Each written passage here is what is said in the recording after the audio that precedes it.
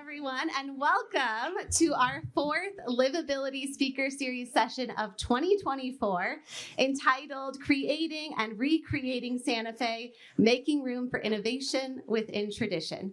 My name is Veronica Toledo, and I serve as the Community Development Organizing Director at HomeWise. We would like to thank our incredible sponsors that helped to make this evening possible. You can click on the QR code that's on the slide here to visit the program and see the full list of contributors, as well as speaker bios and other important information for this evening. In a few moments, we'll hear from our moderator and our speaker, and then we'll have some time for Q&A. We'll accept questions electronically, as always, through Slido, and so you can use the QR code to visit Slido, or you can go to slido.com and input the code shown. As you know, we launched this series in 2023 to really help residents learn from local and national speakers and to really help raise the level of dialogue around affordability, sustainability, and connectivity in Santa Fe. We are incredibly privileged to have built this program with over 20 different community partners. We really see these as community conversations, and so we love to provide spaces for our partners to lead these discussions, especially when it's in their area of expertise. As such, we are so grateful to have our moderator for this evening be Anthony Guida, who is the board president of one of our key partners, Friends of Architecture Santa Fe. His full bio is in the program, but I'd love to share with you a few highlights. He is an architect, educator, and sustainable design advocate. He has held faculty positions at Otis College, UCLA, and the USC School of Architecture. Currently an architect for the U.S. National Park Service's Intermountain region, Anthony manages the design and construction of a wide range of building projects and serves as an expert on historic structures and sustainable design. He also serves as the architect member and vice chair of the City of Santa Fe's Historic Districts Review Board. Please join me in welcoming Anthony Guida.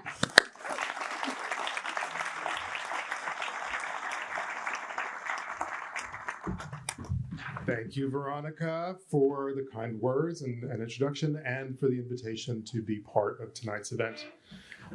I am thrilled to be here. I am really excited to introduce Chris Wilson. Chris is the J.B. Jackson Chair of Cultural Landscape Studies Emeritus and was the founding director of its Historic Preservation and Regionalism program at the University of New Mexico. He has also served as the president of the Vernacular Architecture Forum, an international organization focused on the study and preservation of everyday buildings and cultural landscapes. Many here tonight know Chris from his writings about Santa Fe and the Southwest, notably The Myth of Santa Fe, Creating a Modern Regional Tradition from 1993, and Facing Southwest, The Life and Houses of John Gomim from 2001. Chris's current focus is the re-urbanization of cities as a central sustainability strategy. He was one of the authors of The Plazas of New Mexico, a terrific 2011 analysis of Pueblo, Hispanic, and Anglo planning traditions, and he is currently working on a new book called The ABQ Rail Trail Field Guide, Albuquerque's Historic Core. I read Myth of Santa Fe when I moved to Santa Fe 10 years ago, and have read it several more times this year as we were preparing the Revisioning Santa Fe Style, our ongoing series of events for Friends of Architecture. Beyond being a great read and an insightful cultural history of Santa Fe and its built environment, Chris's book is the tale of a city crafting its future out of an interest and an understanding of its past, as imperfect as that may be. One of the things I love is that Chris shows that at critical points in our city's development, he shows us the many versions of Santa Fe's that could have been, opportunities lost and mistakes avoided. We know that we're at another such critical juncture. The Livability series presents an opportunity for all of us to think critically about the future of development in our city. I'm very excited to hear Chris's latest thoughts and to talk with you later this evening. Everyone, please put your hands together for Chris Wilson.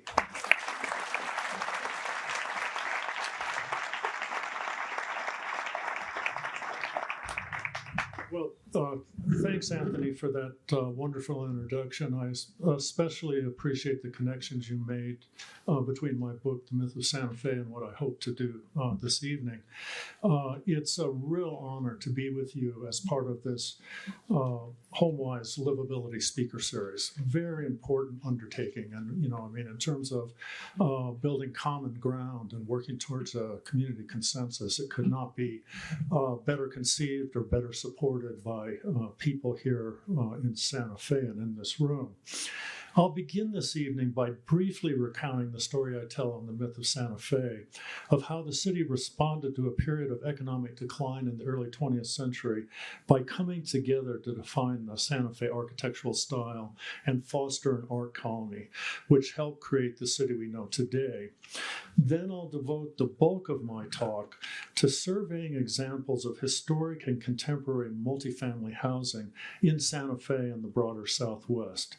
Examples that in their livability and regional appropriateness may be useful to you in your work of addressing the very difficult challenge of producing enough affordable housing for low and middle and upper middle income residents of the city. So the creation of the teens of Santa Fe in the teens and 20s and the possibility. Oh, I'm sorry. I need to get used to.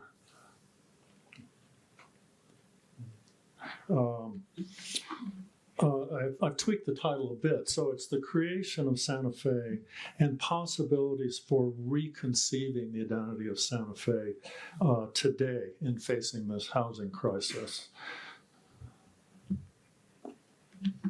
From its founding in 1610, Santa Fe was a plaza-centered city of flat-roofed courtyard houses and compounds, all one story except for its churches with their towers. This is an architecture of temperate regions of the Mediterranean, of central Mexico, in which buildings are not pulled tight together around the heating source.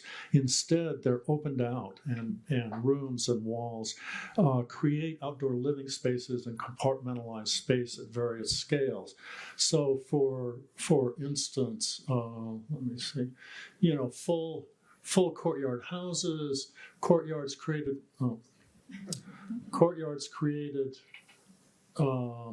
by rooms and walls, larger compounds, of course, the two courtyards of the Franciscan headquarters mission, but also a low wall creating an atrial forecourt, and then, of course, the public space, also open and multi-purpose use area.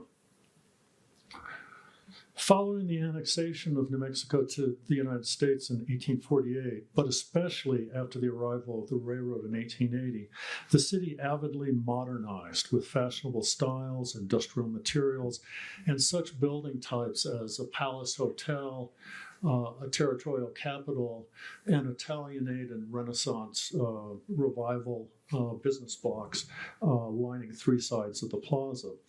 Such buildings became evidence of an ongoing Americanization that was part of the campaign to achieve statehood.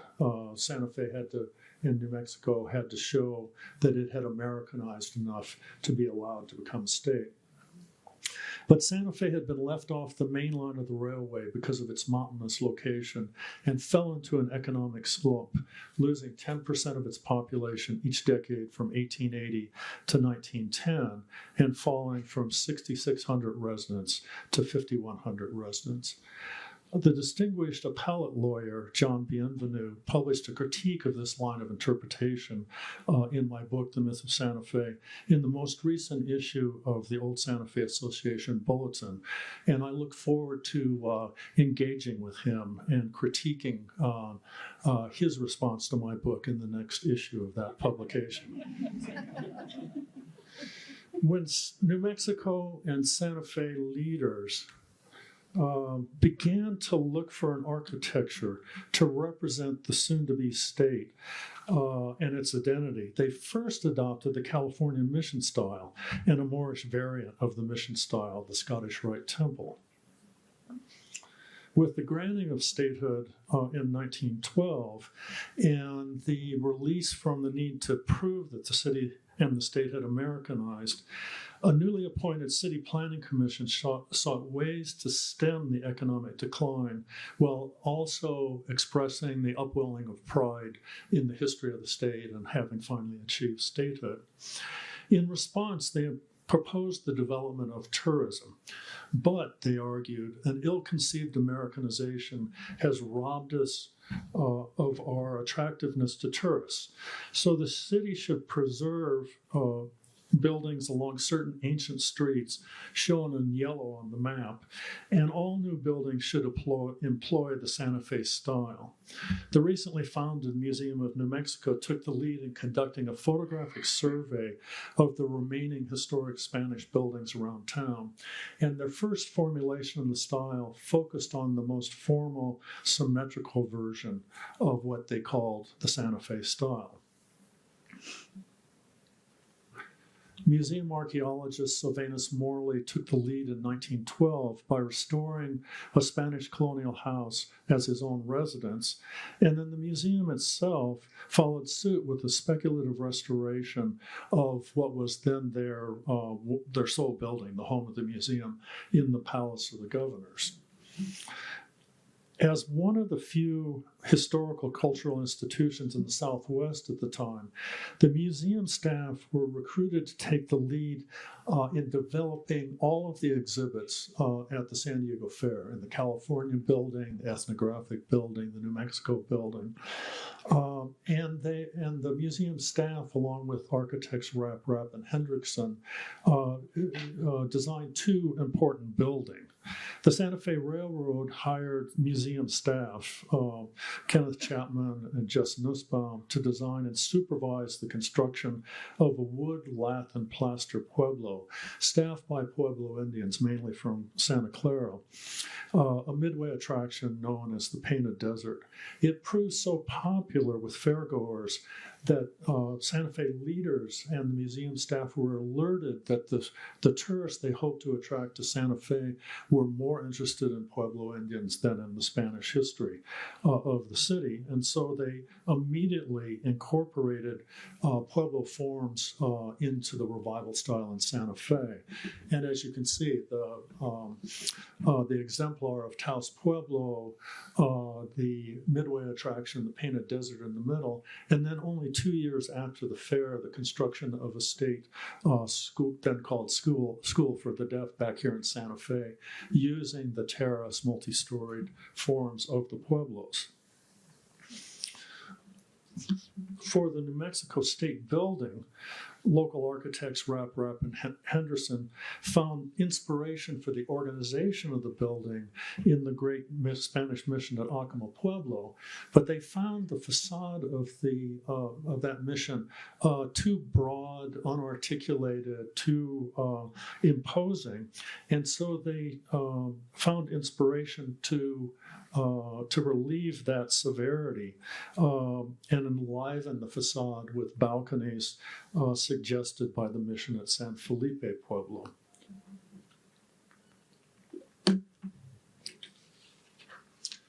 Back in Santa Fe, the museum and state leaders moved quickly to erect a so-called replica building, that is a replica of the New Mexico building at San Diego, which the Rapps elaborated with step-back Pueblo massing on the, I guess that's the Lincoln Street side, and then added an additional side entrance based on the Laguna Mission Church. They arranged all of these elements in a balanced, asymmetric, picturesque composition, compositional approach of the 19th and early 20th century. Maybe one's eye goes first to this open balcony and then is pulled over to the tall towers in the balcony here, work back across these forms to another focus on this side, and then to the smaller details. And from the Lincoln Street side, there's a similar composition. The Laguna entrance becomes the focus.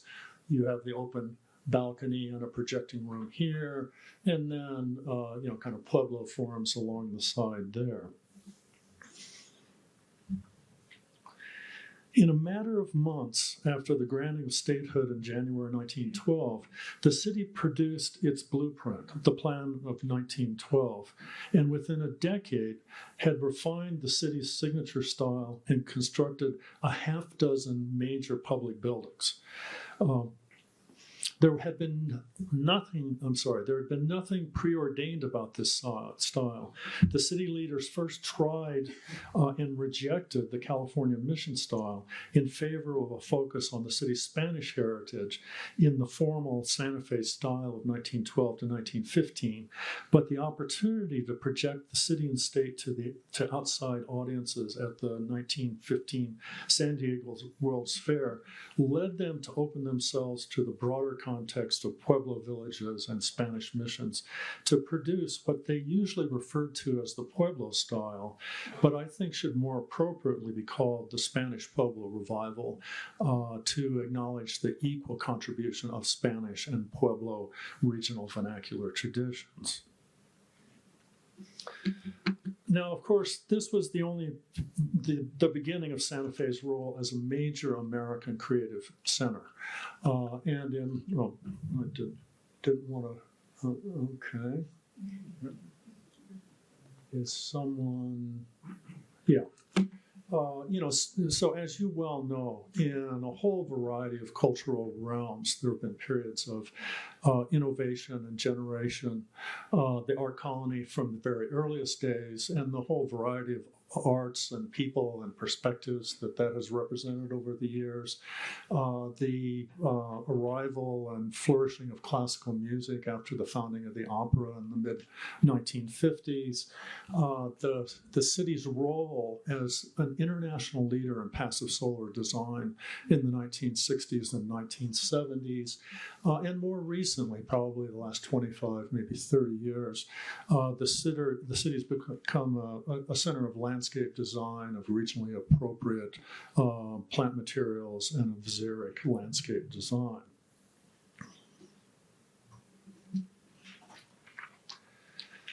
And so the shift to the second and predominant part of my talk, I'd like to enlist all of you as members of Santa Fe's creative community in a thought experiment over my remaining 25 minutes.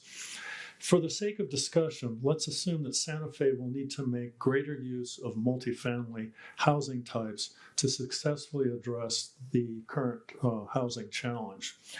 And further, as I survey historic and contemporary examples of higher density housing, please ask yourself, which do I find appealing?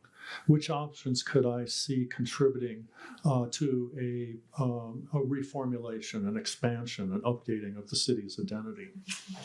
I've told the first part of this story primarily in terms of architectural style. Now I will retell this history in terms of building types. But what you may ask is a building type, or what is a housing type? First, an abstract definition. It's a culturally formed mental template of how to organize the components or the functions of a building, of a settlement, of a house. Abstract, but let me get more specific about both how these types are developed and just different examples to give you a better sense of it. First of all, design types develop within cultures. They're cultural patterns. They're developed over generations, sometimes centuries. They are useful, conventional ways to balance the needs of a building type, the material, its relationship to the climate, how the family life and culture fit into these and express these building types. People learn vernacular types growing up in a culture through everyday lived experience in the building type and through the repeated construction of these types over the generations. And so, for instance, the Spanish-Mexican courtyard house, and I'm showing you an example from Mexico City, from San Diego, and from Tucson. As you can see, these are one-room deep or occasionally two-room deep buildings focused around courtyard spaces that create a cool outdoor living space and circulation between the rooms, each of which has a door onto the courtyard.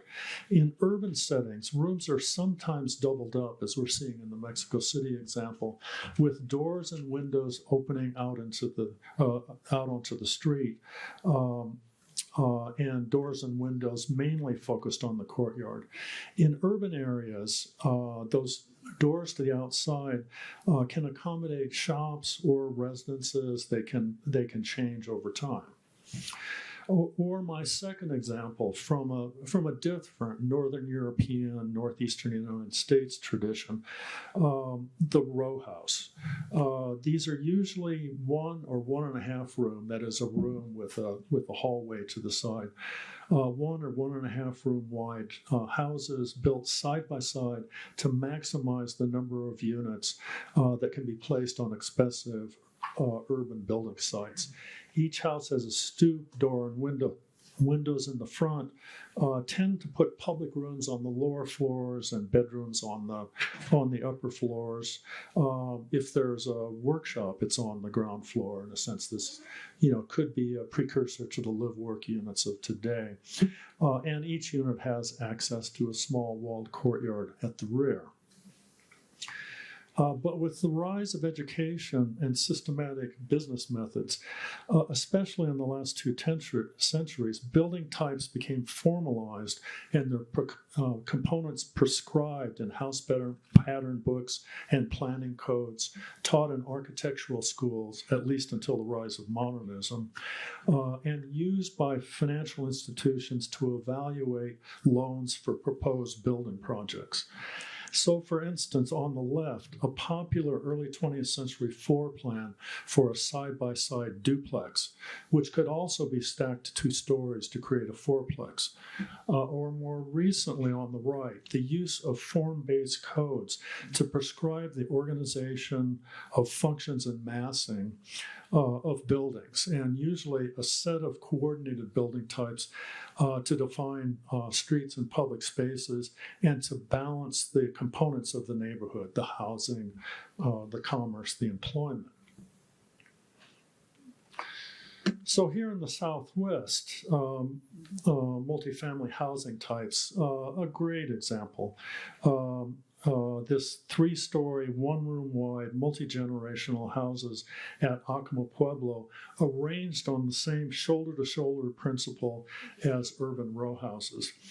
But here the long blocks of rooms are oriented facing to the southeast to capture the energy of the early morning sun in their masonry walls in the wintertime. That warmth is radiated into the inside in the evening, and to create comfortable rooftop living spaces. The buildings, the northwest walls of the building, the building's going like this to the southeast to absorb the sun. But as the sun moves to the west, and in the summertime, of course, you don't want the sun on the living space, the building itself and those, I'm sorry, I got, what is this? I'm sorry. If it seems that I'm out of sync with my slides, please feel free to speak up. And so, for instance, these stair-step buttresses at the side of the roof will cast a shadow on that rooftop in the summertime. Or the Spanish courtyard type that I just introduced, seen here in Santa Fe, growing incrementally 1 or 2 rooms at a time in linear forms, then south-facing U-shapes, and finally growing with prosperity to the ideal full courtyard. And you can notice here rows of southeast facing L and U shapes on the south side of San Francisco, and 80 years later they've all grown into full courtyard houses. Vernacular house types, are typically designed to accommodate changing uses and household configurations. For instance, on the upper left, the mid-19th century house of a well-to-do family in West Las Vegas, New Mexico, that by 1918 had become an apartment house with 5 units. And this is, the great adaptability of every room has a door onto the courtyard, and so rooms can be combined and recombined in different configurations.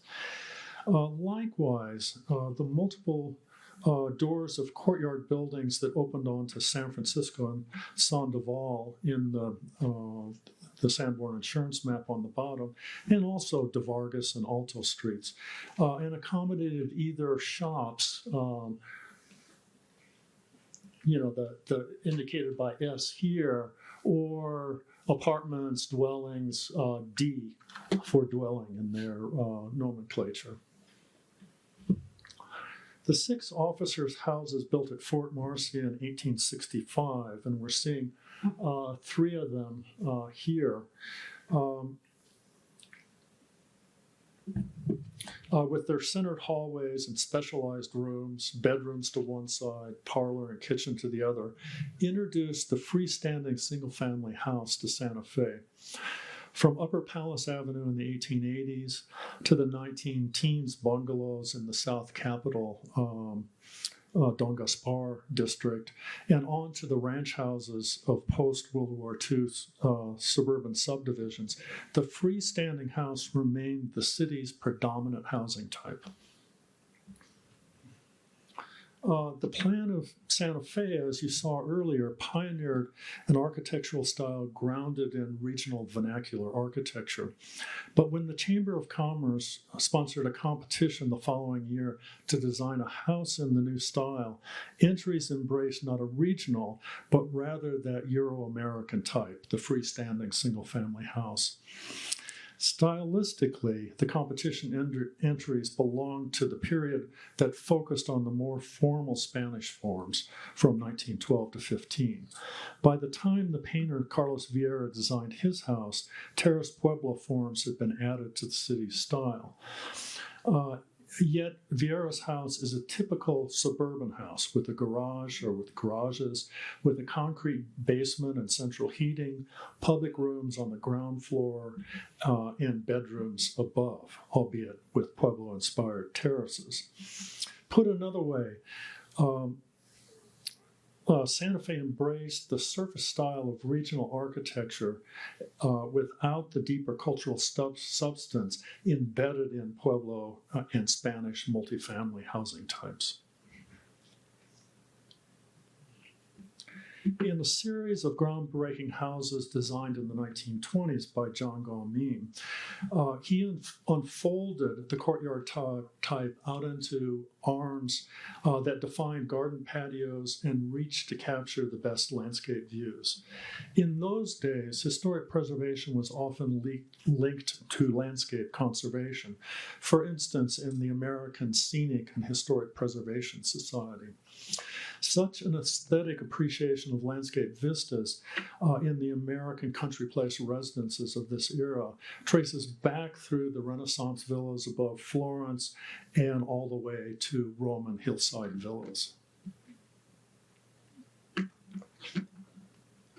More deeply grounded in the local tradition of Hispanic extended family residential compounds were the walled compounds referred to locally as plazas that members of the art colony built in the 1920s and 30s, especially along Canyon Road and Acequia Madre. And I'm sure these are familiar to many of you and that some of you likely live in these.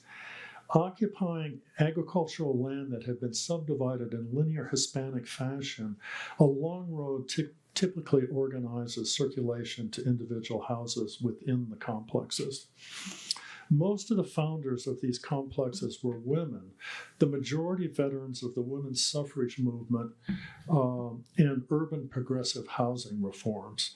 The founder of the largest compound, attorney and artist Ann Webster, for instance, had been counsel for the National League of Women's Voters. In addition to a large house of one or two of the compound patrons, the larger compounds often contained many smaller casita apartments that might house, by turns, friends visiting from the east or unmarried mothers.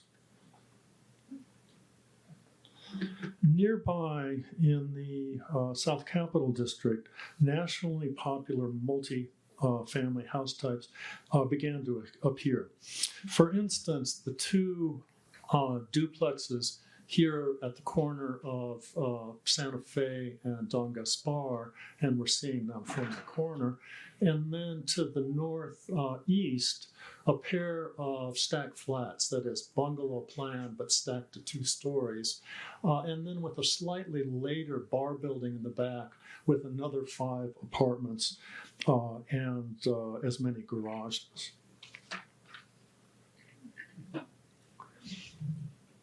If a single-family house on a typical lot in this neighborhood yielded 6 dwelling units per acre, these multifamily types yielded 12 to 32 units per acre, which considerably reduces the land cost per unit in the construction.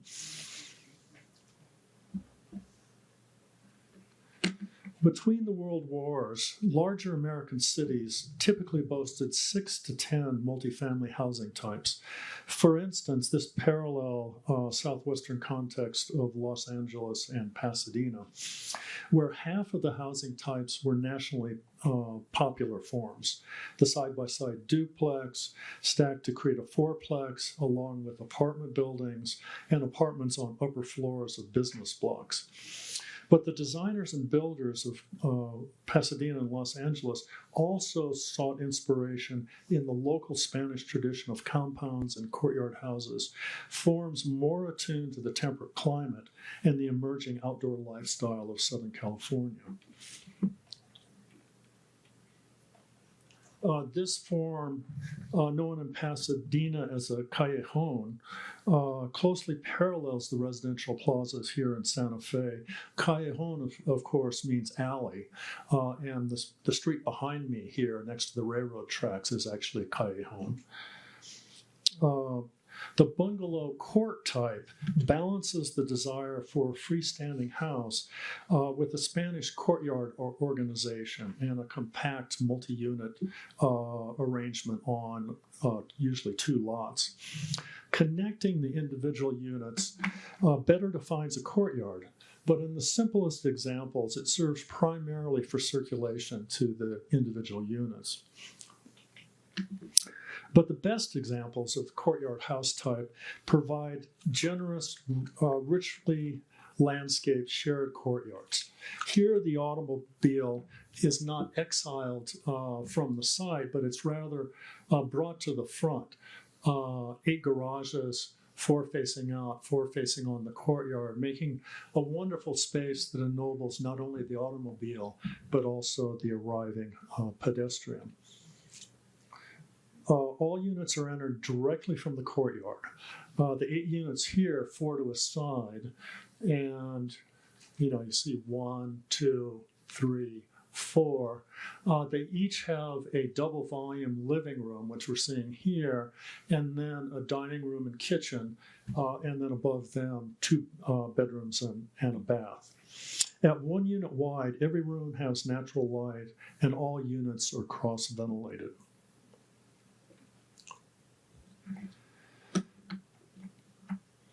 The rich variety of nationally popular and regionally specific multifamily housing types ended after the Second World War with the advent of single-use zoning and the inclination of banks to finance what they knew best. Only a limited number of what Christopher Leinberg called standard real estate product types. 3 housing types have predominated in suburbia. The subdivision of single-family houses, and we see here, that's the predominant in Santa Fe, an early Allen Stam subdivision, Casa Solana from the 1950s. And then garden apartments, the most common multifamily housing after the Second World War in Santa Fe. Here, for instance, at the San Miguel Court apartments, and also wonderful example, Ventana de Vida Senior Apartments on Pacheco Street. At first, townhouses were uncommon in Santa Fe, although after a couple of decades, they began to come to the fore. Earlier developments continued in Santa Fe after the war. The best courtyard apartments only appeared on Garcia Street in the late 1940s. And these are, what I'm saying here, it's 12 units. So essentially, these are duplexes, 4 duplexes connected by breezeways, and then a 2-story floor flat at the back of the courtyard. Or these 2 projects near the intersection of St. Francis and Agua Fria, one continuing the Hispanic extended family compound, and the other the art colony forms. Jose and Trujillo constructed a series of walled courtyards and houses, including his own house, which we're seeing here, with a 3-room casita to the rear. And a block away, the 1979 Franklin Place project lines a long central lane with 18 2- and 3-bedroom half-courtyard houses, a clear echo of the East Side plazas.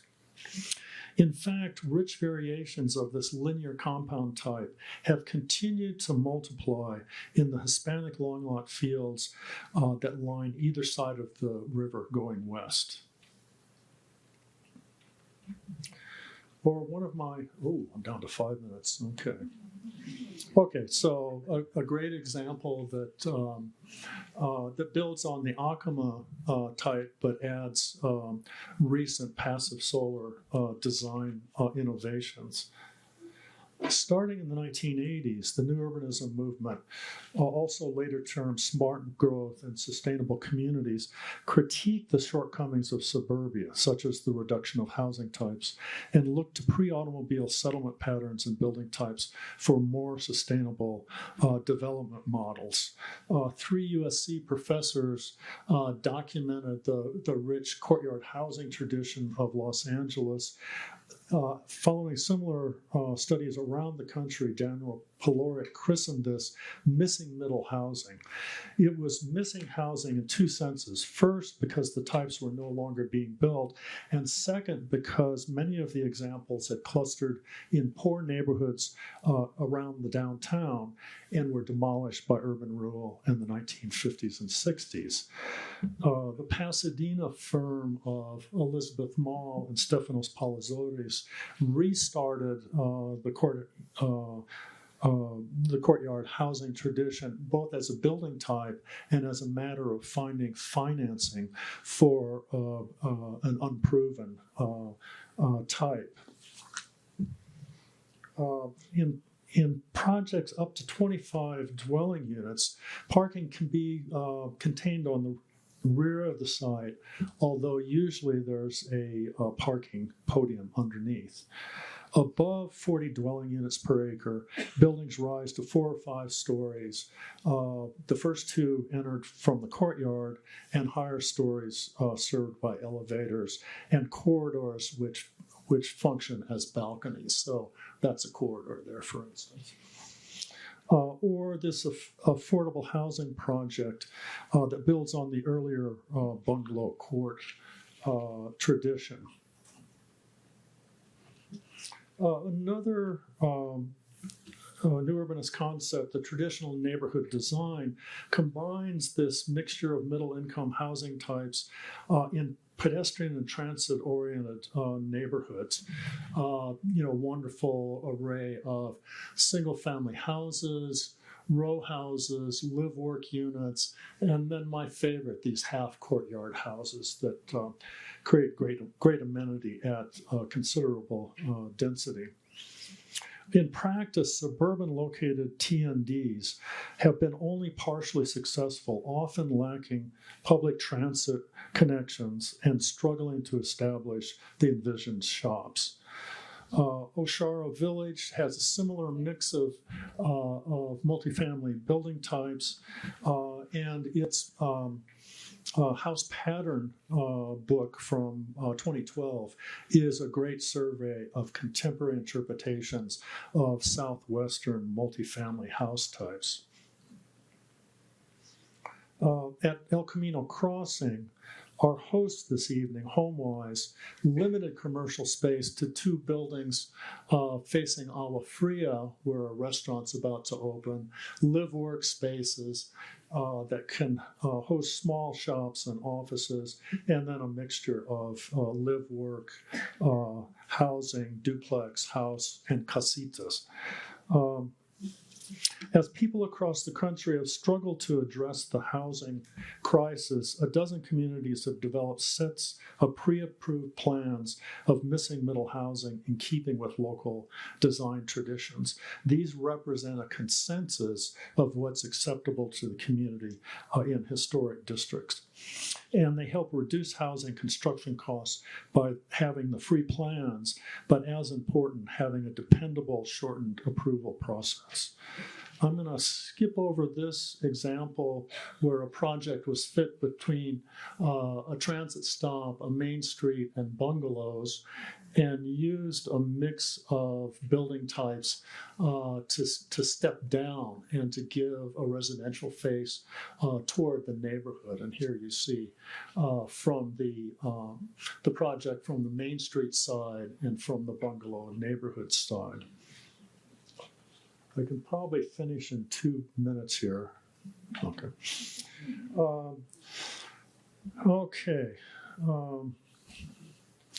This is the most common multifamily standard real estate product today in urban areas. 4 to 6 stories of housing over commercial and a parking podium.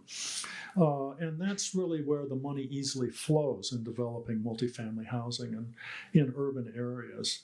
Amid the acute housing crisis in California, new urbanist planner Peter Calthorpe has recently argued for a grand boulevard strategy as the only way to build enough housing in California. He advocates rezoning underperforming commercial strip land to allow infill with this residence over commercial type that I just mentioned. In addition, he argues that government should catalyze this form of development with new bus rapid transit lines and a high-quality streetscape that balances the needs of pedestrians and vehicles. So, can you envision Santa Fe with an infill code like the one in South Bend, tailored to existing neighborhoods? I've lost, sorry. And the Oshara pattern book is a good start on such a code.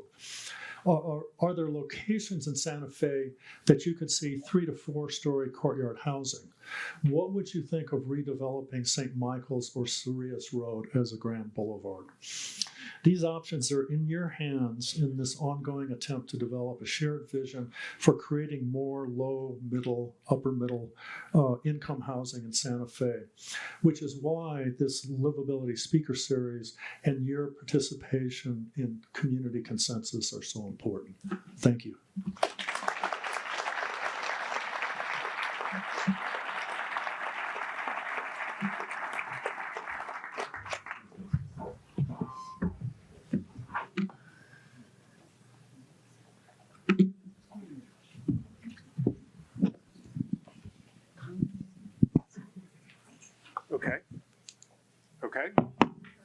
Okay. Thank you, Chris. Thank you for that incredible survey of these housing types. So many of them were surprisingly from Santa Fe, and so surprisingly represent such a kind of dynamic and innovative approach to accommodating new housing types. And I really appreciate the distinction between style and typology. And I think that's going to be something that comes up quite a bit in the talks tonight. I think, what I'm interested in doing in these first few questions between me and Chris is, talking about implementation in the current moment, and how we can, realize some of these ideas in the contemporary context. My first question is about really the consequences of preservation, right? And that's really where, some of these ideas will bump up against the most friction. Santa Fe is known for its very early implementation of preservation measures, whether that's a commitment to building and revival styles that accompanied statehood after 1912, the codifications of those styles in the 1957 ordinance, or the nomination of historic districts to the state and national registers in the 80s and the code updates that followed. It's been a really rich and varied path here in Santa Fe, and unique. What do you think are the greatest successes of this preservation focus, and what have been some of its most unintended consequences? First, a distinction, preservation theory and law. We use the term preservation, and since the founding of the National Register of Historic Places, and over the next 10 years, the definition of their terminology, they've broken preservation out into four things. One is just careful maintenance of historic buildings. One is historic preservation, where there needs to be maybe a little more reconstruction, but it's very well informed. One is restoration, where it's a highly speculative treatment of the building. And the fourth one, I think, is stabilization, mainly applies to archaeological sites. So it's important, first of all, to take a step back and say that the first 50 years after the plan of 1912 was not preservation as we defined it today. It was revival style and restoration. In fact, those first six civic buildings that I showed, the Fine Arts Museum, La Fonda, the Federal Building, could not have been built under current preservation sensibilities. Most of them were over 100-year-old Spanish courtyard houses. One was the U.S. Army headquarters building that was just 50 years old. So we have to say that the power of Santa Fe at first was not what we think of as contemporary strict construction preservation. It was restoration and a revival style architecture.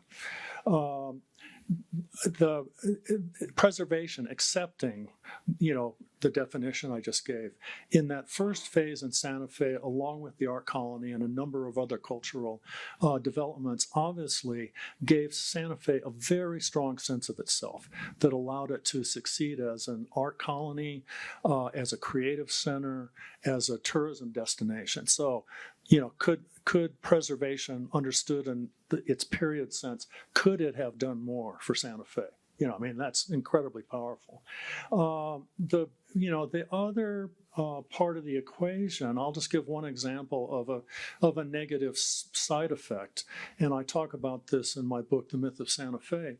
When the vogue of Santa Fe of the 1980s brought a lot more tourists and a lot more second home retiree home buyers, which led to real estate speculation in the West Side Guadalupe neighborhood.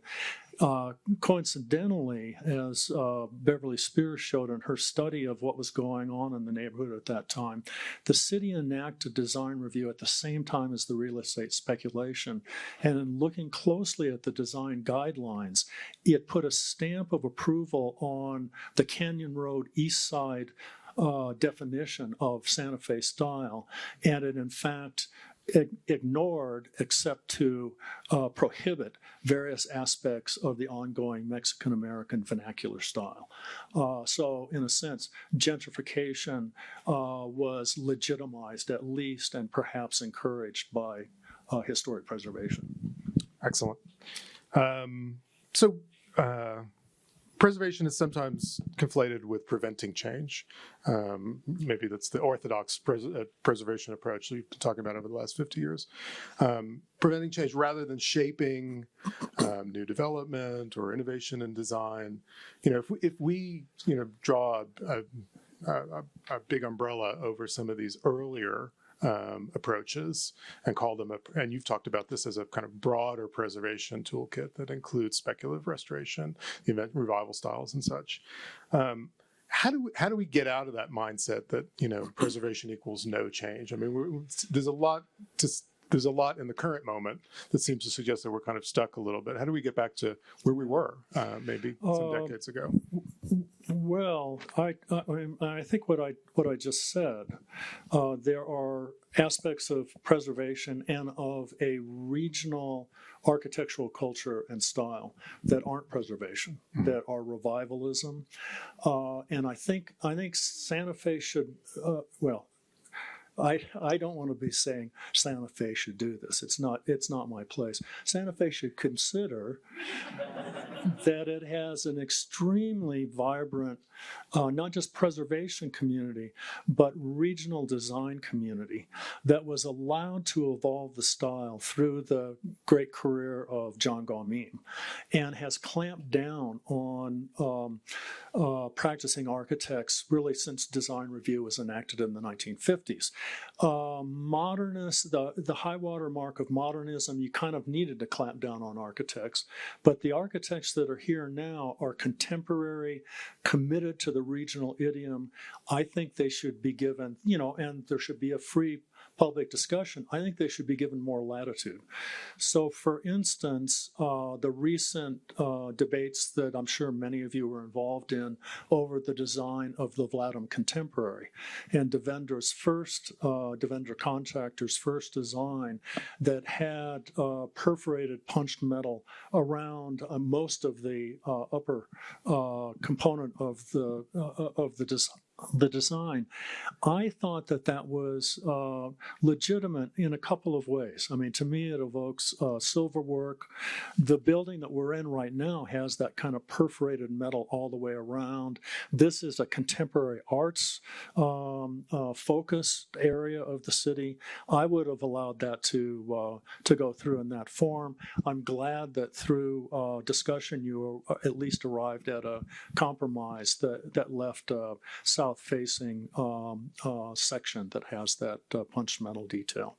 I think you should show up at more HDRB hearings and give public comment.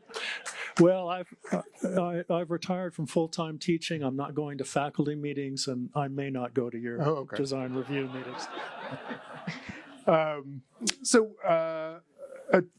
Next question.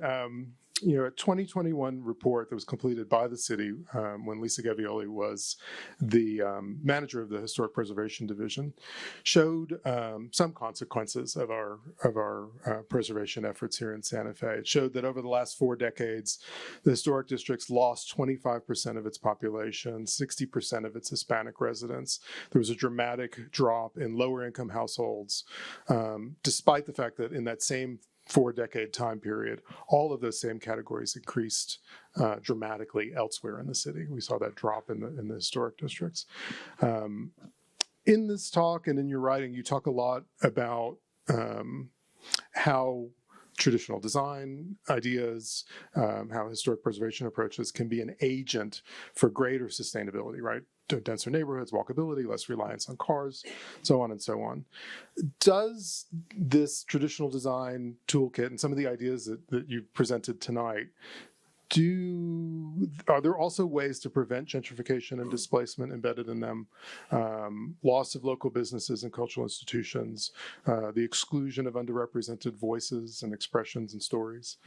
Is that embedded in this, or is there a step further? No, it's not. Okay. At least I don't think so. I don't think preservation is often a catalyst and a contributor to gentrification.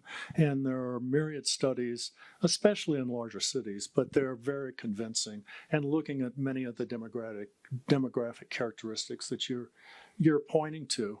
I don't think preservation has the tool to counteract gentrification, I think that it's things like more equitable distribution of income, creating more housing. I mean, this is a broader social challenge. I mean, we're a capitalist country in real estate. The free market operates, and so we have to do things that level the playing field a bit. And I think those are economic and political questions more than preservation questions. Are those incompatible with our historic districts? I mean, adding density, adding, these types of more multifamily housing, ADUs, those kinds of things, would there be the opportunity to create some economic diversity there? Well, I think it's hard. And in fact, there's such a strong commitment to a vision of Santa Fe that's two-story, that's not changing much over time, and a love and a dedication to that by so many people in the community, that my sense is the historic districts should primarily continue on the path that they are. I would suggest that you consider enabling accessory dwelling units, ADUs, planners call them. I would rename them casitas and enable casitas behind every house in the historic district that doesn't have one. Maybe also entertain that South Bend idea of developing approved infill building plans that the community could debate, and that people dedicated to preservation could have a say. We accept this, but I think that the building more and denser multifamily housing, really addressing the housing challenge here, is going to happen outside the historic districts. That's my gut feeling. Well, so yes, and we have some of that. There is an idea. First of all, I would say on the first point about ADUs, I think prevailing zoning, or I'm sorry, the underlying zoning of the East Side allows us to build casitas. Okay, and great. We obviously have a very long history of doing multifamily housing, and the way that these houses developed traditionally were in that vein. I personally think we need to do a lot more to counteract that kind of evacuation of population density on the east side, and really restore some of the diversity in the population there. I think that's really where my next question heads. There's a lot of discussion, at least in the broader public, about maybe Midtown and Southside are the place for multifamily dwellings and greater density, and nowhere else. That there isn't enough water, and that was something that was debunked in this series. That the historic districts are precious and they shouldn't change at all. That we should not build above 2 stories anywhere. Should the lessons of tonight's talk apply to the whole city, inclusive of the historic districts, or do you see a hard line? I don't see a hard line. I'm just saying what I think the pragmatic reality here is. But what I would also say, and you've indicated this to me, that the sensibility of the historic districts has spread out into the rest of the city as a kind of assumed nothing over 2 stories. I think if the city really wants to produce enough housing so that the 30% of the people who work here but live in Albuquerque will actually have a chance to live here, I think you're going to have to find a way to add more housing. And I was trying to say today, multifamily housing is historic. It's actually more historic than the single-family houses. And there are, good examples building on the Spanish courtyard tradition. I would hope to see more of that outside the historic district. Thank you. Do we have time for one more of these questions before we go to? Okay. So I guess the last question really is about the second example you gave of approved typologies. I think one of the wonderful things that we saw in Katie Levine Einstein's lecture, the last lecture in the series, she talked a lot about how citizen engagement or public input in the review of individual projects looks like democracy, but really isn't, and has the knock-on effects of really preventing a lot of development that we say we want from happening. And her prescription for a solution to this was to court citizen involvement and citizen engagement, not in the review of individual projects, but in the creation of broader policy and standards, and have that input there that would allow potentially more by right development. And of course, we were talking about this not just in historic districts, but in the city as a whole, and not just Santa Fe, but all cities that are experiencing this resistance to growth and to development, even when we say we want housing for our neighbors and we want this kind of diversity in our communities and walkability and all the good things. I guess where I want to go with this is, have we seen examples of this by right development, of whether it's form-based codes that enable, or the kind of overlay of smarter design standards? Have we seen that at play and successful in historic districts elsewhere? Can we imagine that? Well, yeah, absolutely. Form-based codes have, 25-year history. They were trying to increase densities with a shared community vision for what streets and neighborhoods would look like. I think they have a mixed history, and ultimately many people ended up thinking they were too complicated and began to rely more on detailed zoning regulations to accomplish that. Approved infill types is a newer development of maybe even just the last 5 years, really, in numbers. South Bend's a good example. Portland, Oregon has a really good set of infill. And there was a recent article in the online journal Public Square that lists 8 communities that are doing it. So I think it's new enough that it's hard to tell. But these are cases in which through community review, through community consensus building, through architects, historians studying the historic types, architects adapting them to contemporary needs, developing good quality plans. South Bend has six different building types, at least 3 facade variations for each type, and an encouragement to vary the facades.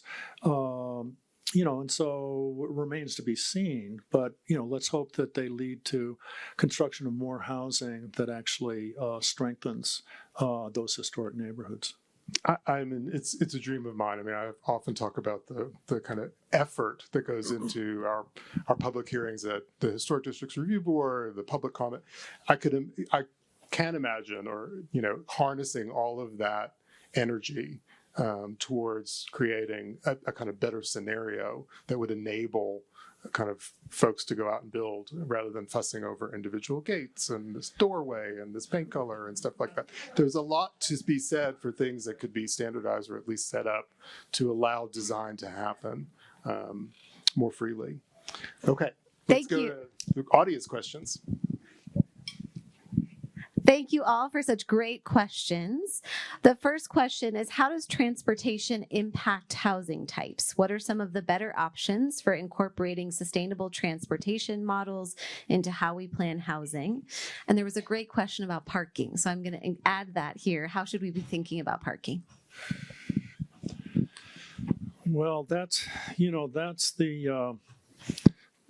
the tail that wags the dog of our cities, and has since 1950.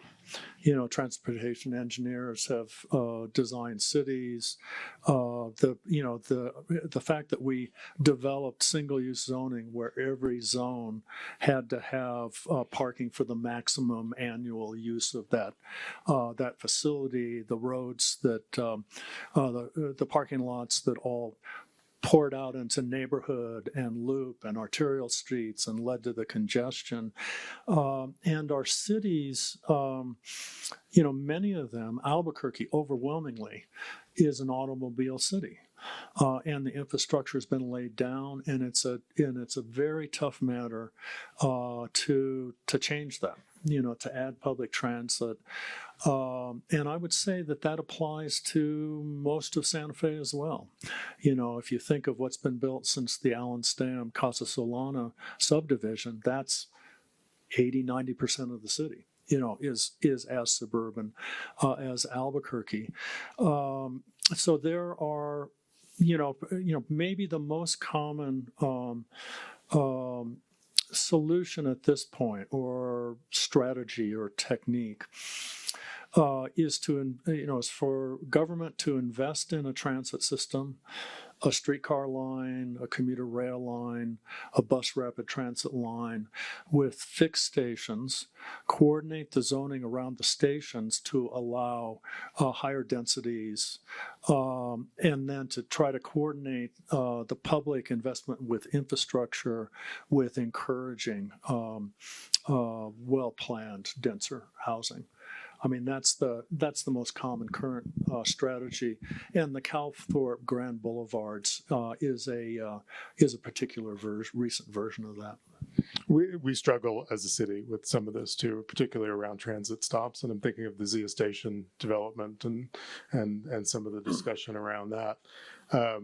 We had a talk on parking and parking minimums, which was really a part of this as well. And I think the next talk by Judy Campoli is going to really talk about what kinds of densities can produce the conditions for a lot of this transit to happen. And let me just grab the question about parking for multifamily building types. You saw that great West Hollywood example with the 4 garages making a beautifully detailed parking pedestrian entry court. Once you had to have 2 parking spaces per unit, you couldn't build courtyard housing anymore. And after the Second World War, you had so-called dingbats, which were, all the apartments massed together with parking along the front, parking in the back. Parking takes over the site. So if you can find ways to reduce the parking requirements, and as I suggested, courtyard housing today in Southern California, if you go to 25 dwelling units an acre, you're talking about a parking podium, and the cost of that is quite a bit. And Albuquerque's real estate market, for example, probably can't sustain that at this point. So it's a parking and transit are really difficult questions. We put so much into a suburban template, and we're trying to figure out how to gradually adjust. The retrofitting suburbia literature is really good on ways to do that. In terms of producing affordable housing, how is our current code and historic overlay process working in support or in opposition? I'm ignorant. When I wrote The Myth of Santa Fe, I dug into a lot of these issues and read the design review codes and so forth. So that's a key question, and it's one for those of you that may know about it. It's one for the city councilors and county planning officials that are part of this series and that I'll be meeting with tomorrow, for planning directors who understand how the zoning code works or doesn't work, whether it would need to be adjusted to to encourage pre-approved infill types in a typical 1950s suburb? What would zoning have to change? Is the current code that governs those Hispanic long lot agricultural fields along the river, is it sufficiently subtle to welcome the best quality of extended family and residential plaza compound ideas? So that's a difficult question that architects, planners, government, and political leaders, I think need to dig into, and to get a fine-grained, subtle program for adding more housing to Santa Fe.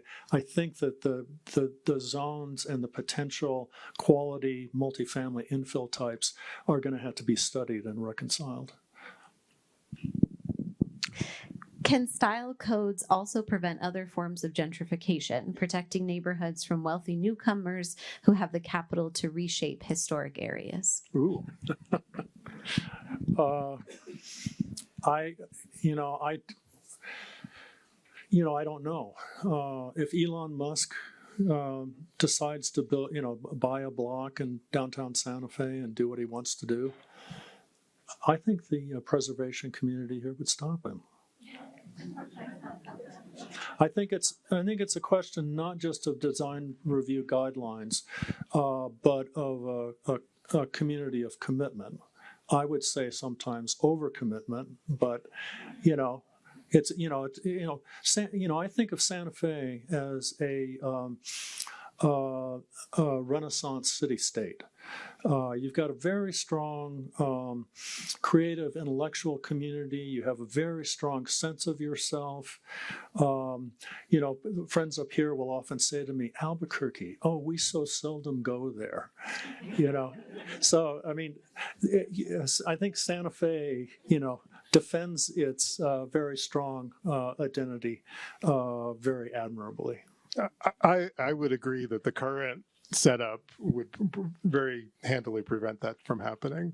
And I think, unfortunately, that setup, and this is to go back to Katie Levine-Einstein's talk, I think our current setup also prevents those models of greater housing density, right? That, even if we say as a community we want them, there is the opportunity in the current code as it's written for communities to come up and say, hey, we don't want that in this neighborhood. And whether that's in the historic district or outside of the historic districts, we've seen that kind of process play out again and again.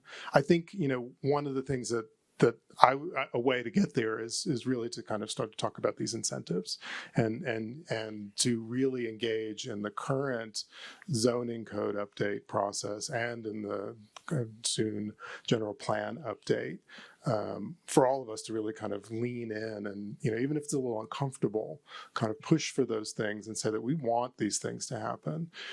I think of, and I talk a lot about the city of West Hollywood as an example of a city that's a municipality within the Los Angeles area that has a city architect that incentivizes good design.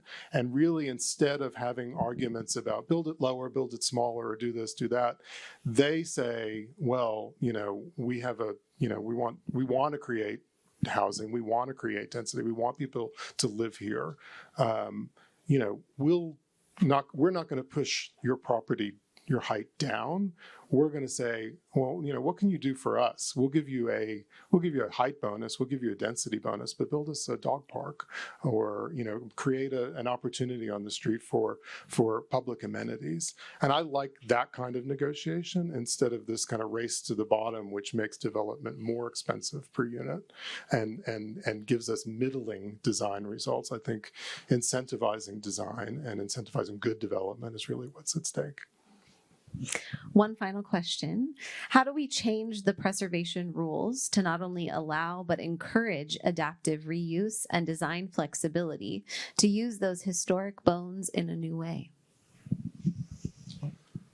I'm not sure if you have local design guidelines that inhibit that. I mean, local design guidelines tend to address the exterior of the building, and even historic preservation and the National Register address the exterior of the building, and only character-defining interior features. A civic building that has a grand staircase, for instance, would be covered. But I think that there's a good deal of openness to adaptive reuse, and the buildings that are most susceptible to adaptive reuse tend to be generic warehouse, loft, open space buildings. I can't remember what Stuart Brand calls them in his book, How Buildings Learn, but there's a particular category of kind of bare bones warehouse, loft building that's particularly good for adaptive reuse. Okay. Sure. No, that's it. Chris, thank you for playing in our sandbox. I really appreciate the discussion. Thank you all. What a pleasure.